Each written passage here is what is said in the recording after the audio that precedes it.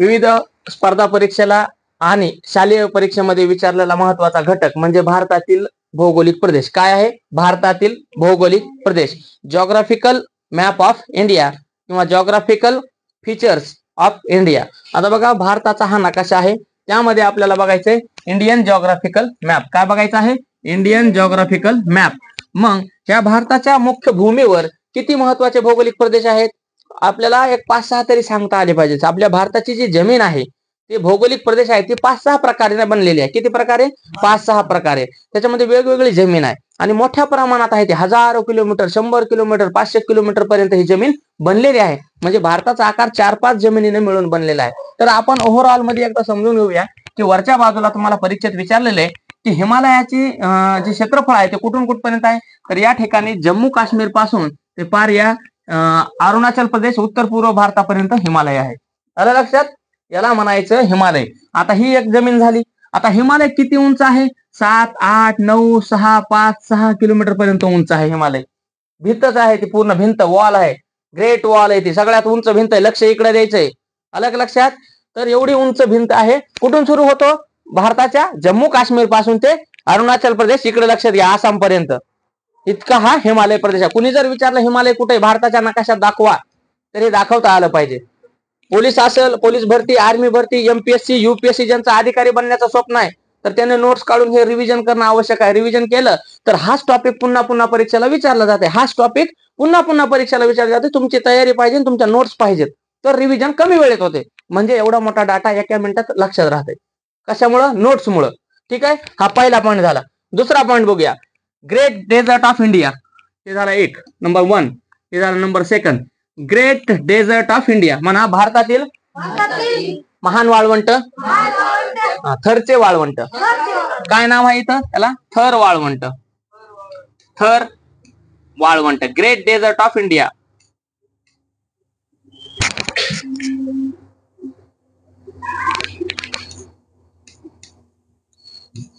ठीक आहे.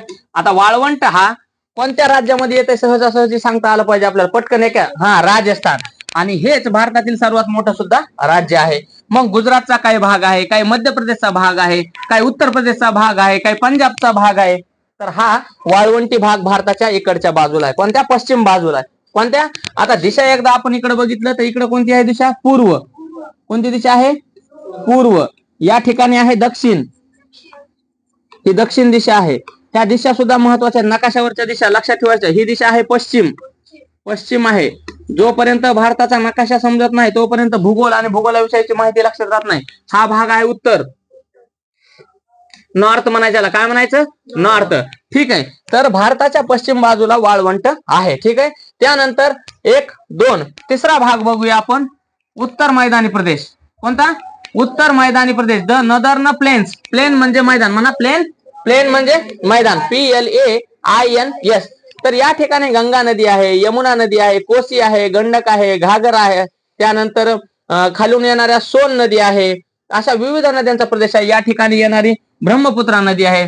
तर हा गाळाचा बनलेला प्रदेश आहे म्हणून याला उत्तर मैदानी उत्तर मैदानी प्रदेश म्हणतात याला. विविध नद्यांनी आणलेला गाळाचा प्रदेश आहे. आणि खाली जर आपण त्याचा खड्डा घेतला तर जवळपास एक 100 फूट, 150 फूट किती नुसता गाळ आहे. मैदानी प्रदेश आहे. हजारो वर्षांनी पूर्ण पर्वताची झीज करून आणलेले बारीक बारीक कण आहेत. तर हे मैदानी प्रदेश आहे. ठीक आहे. 3 झाले. आता चौथा पाहूया. Central Highland. काय आहे? सेंट्रल हायलँड म्हणजे मध्य उच्च भूमी. सेंट्रल म्हणजे मध्य, सेंट्रल. हायलँड म्हणजे उंच जमीन. हायलँड म्हणजे काय? उंच जमीन. मग भारताच्या मध्य भागात सुद्धा एक उंच जमीन आहे. या ठिकाणाहून पाणी, इकडलं पाणी इकडे जातंय, इकडचं पाणी इकडे जातंय, काही पाणी इकडच्या भागात आणि काही इकडच्या भागात. हे असं पाणी हे उंच जमीन असल्यामुळे तिकडे वाहत जाते. आणि याच ठिकाणी विंध्य पर्वत आहे. कोणता पर्वत आहे? विंध्य पर्वत. बघा आता 1 हिमालय, नंबर 2 वाळवंट, नंबर 3 मैदानी प्रदेश, नंबर 4 सेंट्रल हायलँड, नंबर 5 काय आहे हा? नंबर 5 काय आहे हा? डेक्कन प्लॅटो. काय आहे? डेक्कन प्लॅटो म्हणजे दख्खनचे पठार. काय आहे?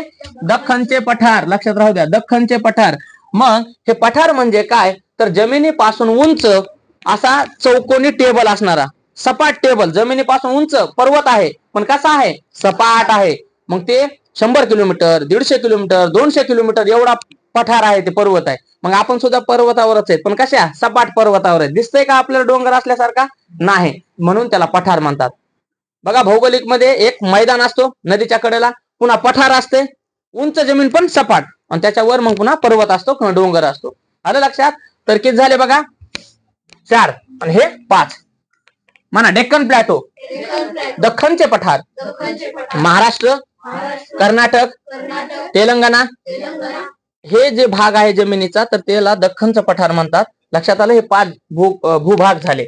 नंबर 1 हिमालय, नंबर 2 वाळवंट, नंबर 3 मैदानी प्रदेश, नंबर 4 उंच भूमी, आणि नंबर 5 हे डेक्कन प्लॅटो. 1 या ठिकाणी 2 हे 3 हे 4 आणि 5 झाले. आता जाऊया पुढं की भारताचे घाट.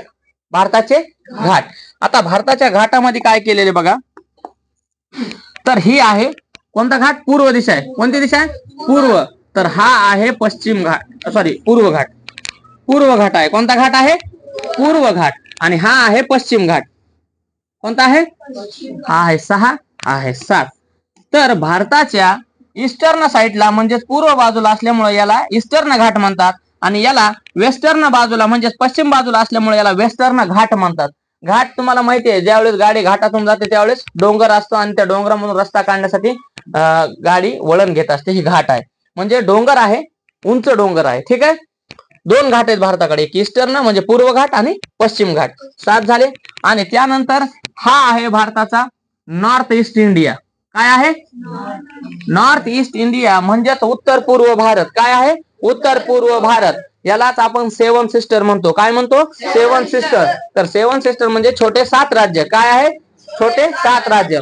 मग त्यामध्ये आसाम आहे, नागालँड आहे, मणिपूर आहे, त्रिपुरा आहे, त्यानंतर मिझोराम आहे, अलग लक्षामध्ये अरुणाचल प्रदेश आहे. तर हे 7 राज्य आहेत, आणि या ठिकाणी आहे सिक्कीम. ठीक आहे. तर हे झाले 7, 8. आणि आणखीन एक शेवटचं आहे, तर ते म्हणजे भारतीय बेटे. काय आहे? भारतीय बेटे. हे बघा या ठिकाणी आहेत बेटे, भारतीय बेटे. या ठिकाणी भारतीय बेटे आहेत. तर या ठिकाणी कोणते बेटे आहेत? ते अंदमान निकोबार. कोणते? अंदमान निकोबार. आणि इकडं लक्षद्वीप. तर हे बेटे. तर भारताचे भौगोलिक प्रदेश आपण एकदा रिव्हिजन करू. इकडे बघा, 1 हिमालय. ठीक आहे, हिमालय वरच्या बाजूला. ठीक. नंबर 2 भारतीय वाळवंट. लक्षात आलं? भारतीय वाळवंट कुठे आहे? राजस्थानकडे. कोणत्या? पूर्व का पश्चिम बाजूला? पश्चिम बाजूला. त्यानंतर उत्तर मैदानी प्रदेश, हा उत्तर मैदानी प्रदेश. त्यानंतर मध्य उच्च भूमी. ठीक आहे, सेंट्रल हायलँड. त्यानंतर दख्खनचे पठार, हे डेक्कन प्लॅटो. त्यानंतर पूर्व घाट. ठीक आहे. त्यानंतर पश्चिम घाट. लक्षात आलं? त्यानंतर बेटे, हे जे आहेत ती बेटे आहेत. अलग लक्षात, समुद्रामध्ये वर आलेली जमीन. आणि त्यानंतर उत्तर पूर्व भारत म्हणजेच नॉर्थ ईस्ट इंडिया. हे लक्षात आलं. आता ही दिशामध्ये तुम्हाला परीक्षेमध्ये विचारणार काय की भारतीय हिमालय भारताच्या कोणत्या दिशेस आहे? लक्षात आलं पाहिजे. उत्तर दिशेला आहे. कोणत्या हिमालय? उत्तर. दुसरा प्रश्न, भारताचे जे वाळवंट आहे किंवा थरचे वाळवंट म्हणून ओळखले जाते, कोणत्या? थरचे वाळवंट कोणत्या दिशेला आहे? भारताच्या पश्चिम. कोणत्या राज्यामध्ये आहे? राजस्थान किंवा गुजरातचा काही भाग. ठीक आहे. मग दख्खनचे पठार कोठे आहे? तर मध्य भागामध्ये. महाराष्ट्र कोणत्या पठारावर येते? दख्खनच्या पठारावर. लक्षात आलं? त्यानंतर भारत जे अंदमान निकोबार बेटे आहेत ते कोणत्या समुद्रामध्ये आहेत? कोणता समुद्र येते तो? बंगालचा उपसागर. हा, इथं लक्षात राहू द्या, बंगालचा उपसागर आहे. कोणता? बंगालचा उपसागर.